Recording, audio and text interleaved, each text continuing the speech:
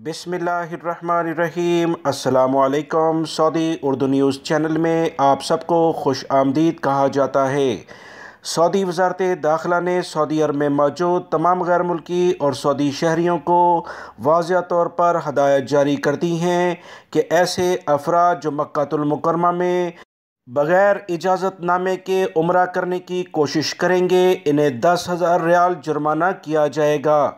याद रखें, सऊदी अरब के सिक्योरिटी इदारे कोरोना से जो मुतल्लिका हालात थे उसमें बेहतरी के बावजूद सख्त इक़दामात सऊदी अरब में कर रहे हैं।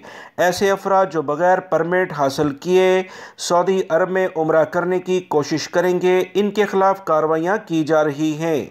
मक्कातुल मुकर्रमा में 5 डेस्क बनाए गए हैं जहां से ऐसे अफराद को वापस किया जाता है जिन्होंने उम्रे का इजाज़तनामा हासिल नहीं किया होगा। लिहाजा अपने आप को, और अगर आप फैमिली के साथ जाते हैं तो मुश्किलात में ना डालें।